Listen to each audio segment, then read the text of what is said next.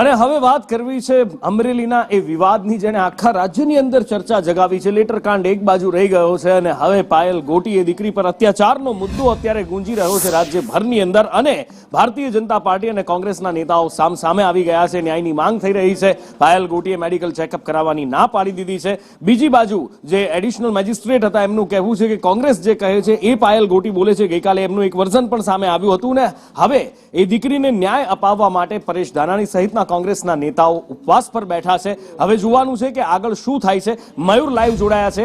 મયુર પાસેથી વિગતે જાણીએ કે આખરે હવે જ્યારે આ નેતાઓ ઉપવાસ પર બેઠા છે ભારતીય જનતા પાર્ટી વર્સિસ કોંગ્રેસનો જંગ છે એની સાથે સાથે ક્યાંક ભારતીય જનતા પાર્ટી વર્સિસ ભારતીય જનતા પાર્ટીનો પણ આ જંગ છે। હવે નવું શું આવે છે પણ અત્યારે આ વિવાદમાં કયા ટ્વિસ્ટ એન્ડ ટર્ન્સ દેખાઈ રહ્યા છે મયુર?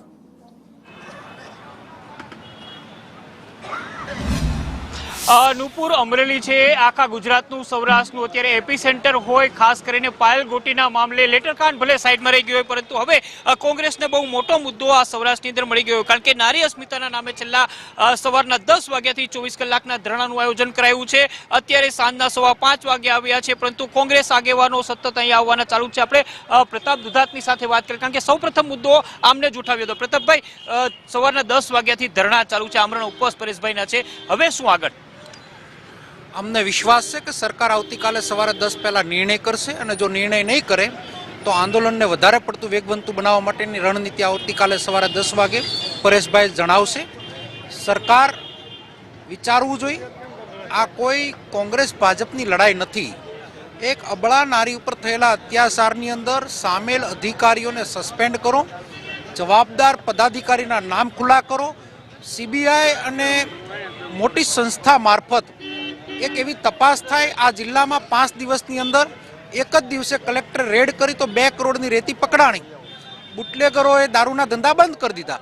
તો અમારો જે આરોપ હતો એ ભારતીય જનતા પાર્ટીના લેટર પેડ ઉપર લખાયેલા મુદ્દાઓને વર્ણન કરતી અમે વાત મૂકી। ગઈકાલે 2 કલાક સુધી અમે રાહ જોઈ, કૌશિકભાઈ આવ્યા નહીં, પણ એની પોલીસ ઉપર પણ એ પગલાં નથી ભરાવી શકતા।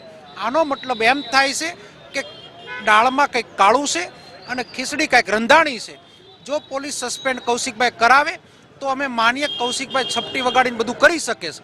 દીકરીને જેલમાં નાખી રાતના 12 વાગે લઈ આવ્યા, દીકરીને યાતના આપી અને જે પ્રમાણની પરિસ્થિતિ છેલ્લા 10 દિવસમાં ઊભી થઈ છે, અમરેલીનું માથું શરમથી ઝૂકી ગયું છે।